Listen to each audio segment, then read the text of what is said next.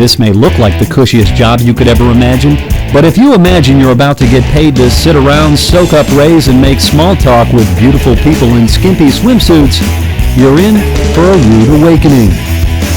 This is a life and death responsibility, tested every second of every day. As you see, there's the classic hands. You have the arms up, the flailing consistently, head trying to go back. It takes rigorous training and a motivation to be the very best. This is not a race. We're not here to see how fast you can go. That's not the point. The point is to do it in a manner that is effective and safe. And it all starts with a mastery of the fundamentals.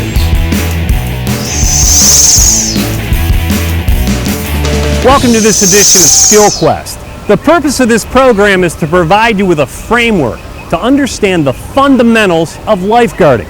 And perhaps the most important fundamental is adaptability, recognizing that every victim and every potential drowning situation is unique. And let's face it, every lifeguard has their own strengths and weaknesses. Our job is to provide you with a skill set you can call upon in a crisis. Your job is to find a way to make it work. This is not the best way. This is not the only way. We're just teaching you a foundation of how to do certain types of rescues in certain types of situations. You have to make it work for yourself. Victims don't go to school to learn how to drown. They learn on the spot. Their reactions are spontaneous, unpredictable, and driven by fear. When you do it for real, it does not go down as if it would be done in a simulation in a classroom. So therefore, our whole philosophy is make it work. No rigid rules, just driving principles. The knowledge and the freedom to build your own professional life-saving strategy. And keep your eye on our training teams, role models of the Ellis philosophy. It starts with how they look. Clearly designated as lifeguards, with uniform shirts and swimming trunks, hats, sunglasses, and sunscreen for proper environmental protection. And most importantly, always attentive and rescue ready, armed with a rescue tube, a whistle, and an attitude of professionalism.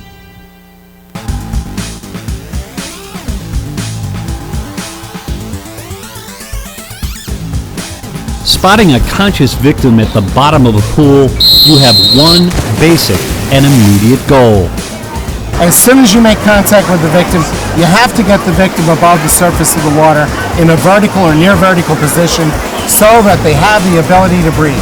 Remember, when you get to the surface and you have an active victim, you want to make sure that your safety comes first. Your safety comes first. Okay, you want to make sure that before you go down, you have your strap on the side that you need it and you feel most comfortable. Meaning when you go underwater, you can find that strap immediately, even with your eyes closed. Entering the water with a compact jump, you approach the victim from behind. With one hand on the strap of your rescue tube, use your free arm to reach over the shoulder and across the chest of the victim. We're going to come up behind our guest, over, under. You're going to find your tube strap, feed it from one hand to the next. Follow that line up, do not let go. Feed it to the final hand, and when we get it all the way to our final hand, we're going to grab in the center of the tube for control. You're going to come on up, and you're going to make it available to the guest. In fact, no matter where you find him, you should always use the rescue tube to empower a conscious victim, giving the guest an opportunity to save themselves. Unfortunately, not every victim will be conscious. When I looked down, it was almost like I didn't want to believe what I saw. It was almost like saying, please let it be something else, but deep down I knew it was somebody, someone.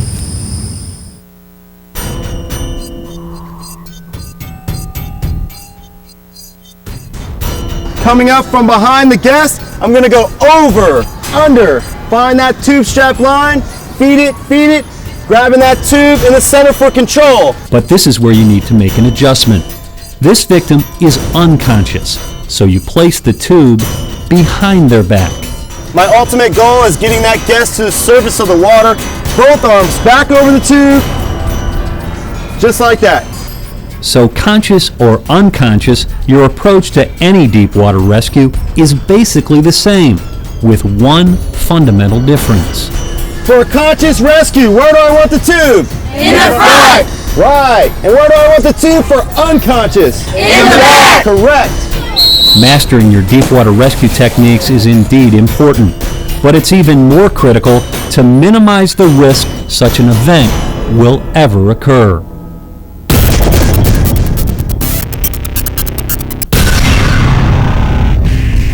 The key to it is to get them before they go underwater so that they can be managed before the event becomes life-threatening. Once they submerge and they're underwater, the victim rapidly becomes life-threatening. That's why people live and literally die by the 10-20 protection rule.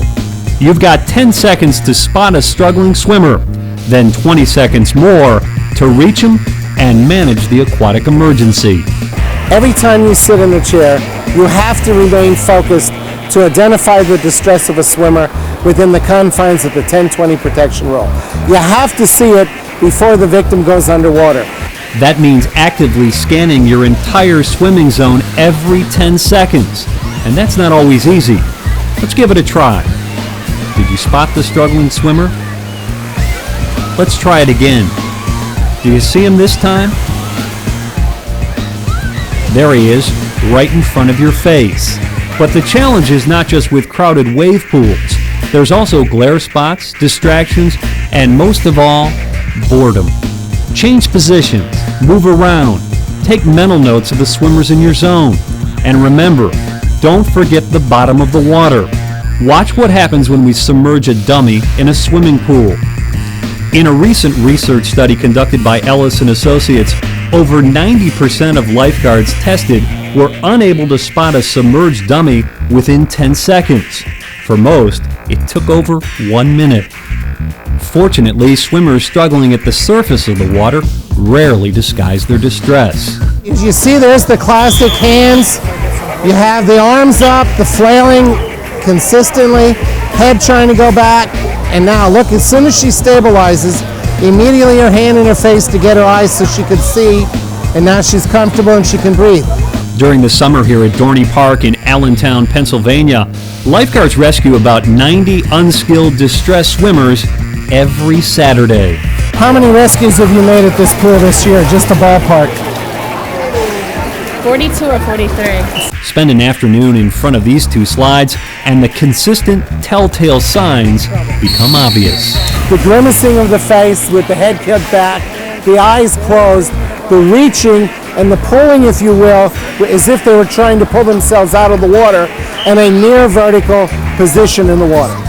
Watch one more time. The body is vertical, the legs stiff, Almost as if they're paralyzed. the face grimacing, eyes shut, head cocked, and the arms desperately pulling. This isn't rocket science. The ability to quickly recognize a struggling swimmer dramatically decreases the risk of a fatality. It also increases the likelihood your next rescue will be a surface rescue.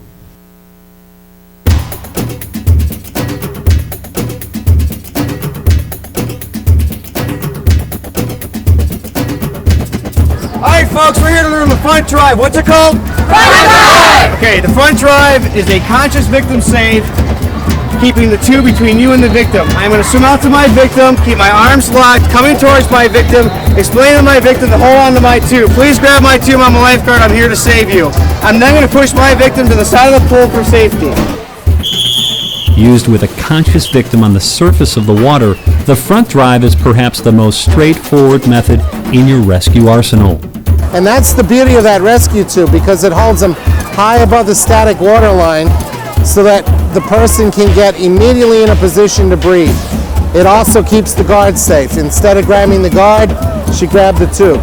And that's why it's crucial to keep your arms locked as you drive the rescue tube towards the victim.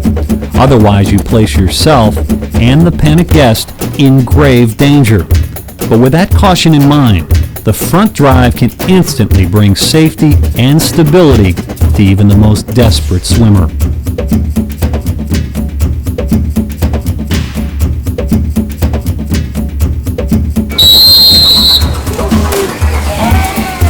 Not every struggling swimmer is neatly positioned to face the rescuer. This is going to be the rear huggy when the victim is not facing us.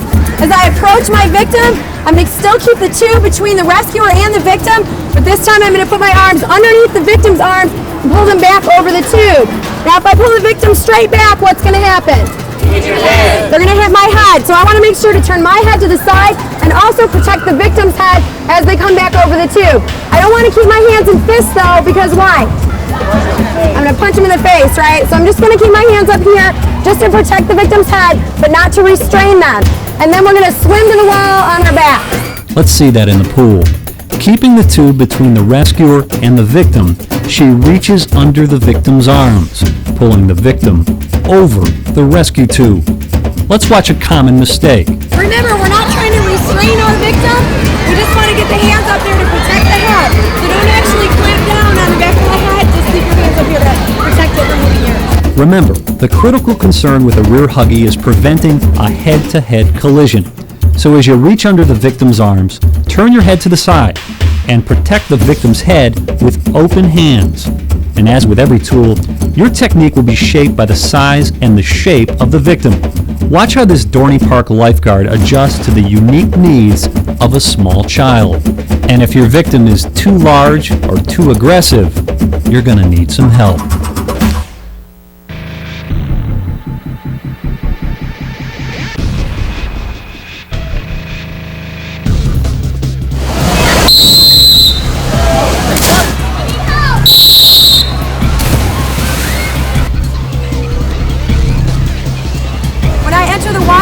Identify that my victim is too large for me. I'm going to put my fist up and call for help from another lifeguard. Once the other lifeguard comes in, we're going to both approach the victim. One lifeguard is going to do the rear huggy, the other is going to do the front drive. So as Sean does the rear huggy, he puts his hands up to provide a target for me. I'm going to do the front drive so he can grab onto my tube. Now that we both have the victim secured, we're going to swim to the shore. The key to the two-guard rescue is timing. That's why the lifeguards need to communicate to synchronize their movements. I'm going to put my hand up. Help! I need assistance. When he gets close, we're going to count together. Ready? 1, 2, 3. So with a conscious victim on the surface of the water, you have three basic options. Facing the victim, use the front drive, locking your arms and driving the tube into the victim's chest. From behind, you have the rear huggy, reaching under the victim's arms and pulling the victim over the rescue tube. Make sure to turn your head and protect the victim's head with open hands. And finally, if the victim is too large or too aggressive, call for help. With the two-guard rescue, the backside guard does a rear huggy and the front guard executes the front drive.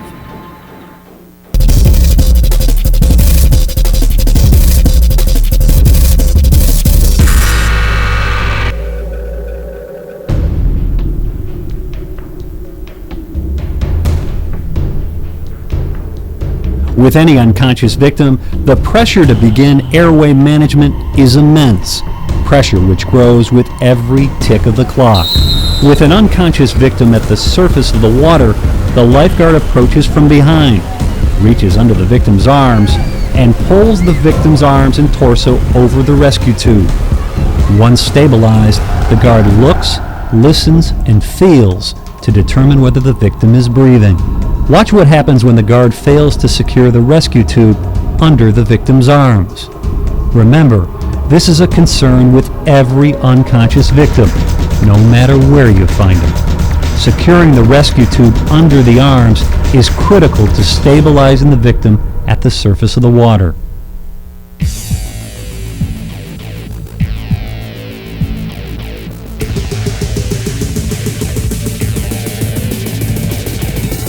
Duck pluck is a situation where you have a guest that is just below the surface of the water.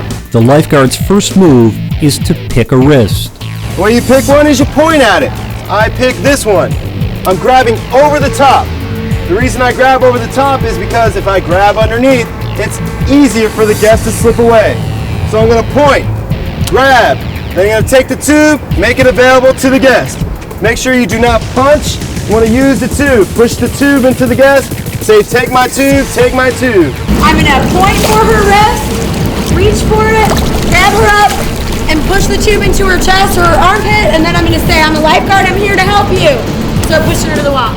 Remember, the duck pluck is intended for a submerged victim, a victim you can reach from the surface of the water.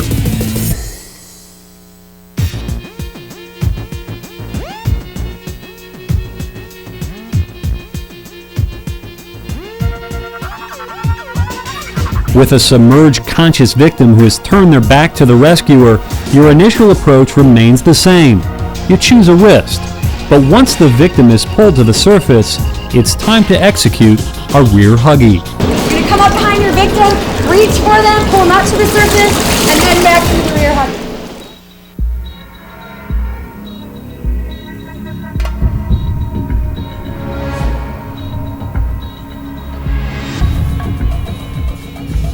Combining the duck pluck technique with the rear huggy is also an effective strategy for dealing with a submerged, unconscious victim.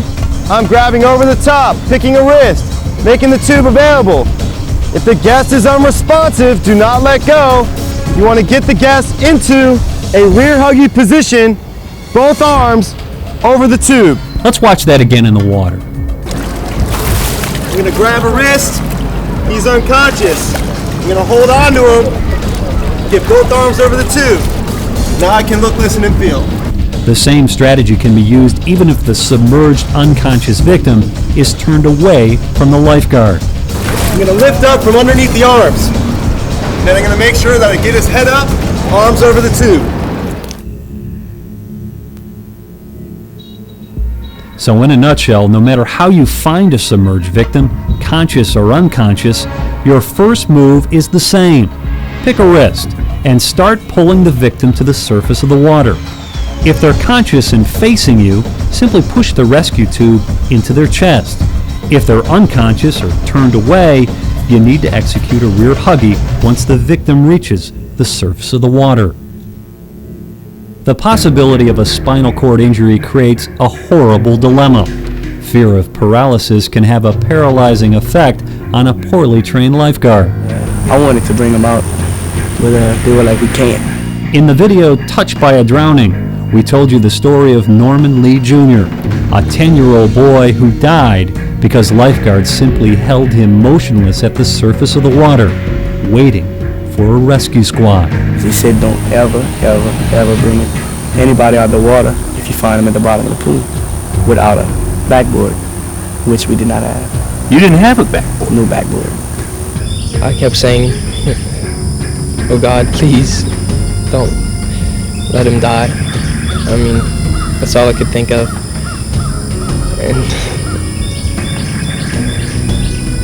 I was just praying hard that a miracle would happen because I didn't know what else to do. What they should have done was open an airway and given Norman Lee Jr. a chance to breathe. They froze because they made a fundamental mistake. Never assume a spinal cord injury. Everybody out of the pool! Get out! All right, sir, relax. Relax, sir, relax. You need to see it happen, hear from a witness that it happened, or at least see strong evidence that a spinal cord injury has actually occurred. When in doubt, always choose life over limb. Execute a rapid rescue and begin airway management as quickly as possible. If you're certain of a spinal trauma, you begin with an ease-in entry. You're attempting to create as little splash or disturbance as possible. As I come up to the victim, I'm going to reach for the arms, and I'm going to roll the victim into my arms. I'm going to say, relax, sir, please relax. I'm going to take control of the head, keeping the head above water, and keeping stabilization of the head. In here, I'm going to work with the slide. I'm going to use the slide to keep the body in line. Okay? So if I need to, I'm going to let the slide keep the body in line until the other rescuers come in to help me. The slide is a bonus, but no matter where you may be, your initial move is to temporarily stabilize the victim's head using their own arms. Lifeguard needs assistance. Get it back. Second rescuer is going to come in and take control. You got it?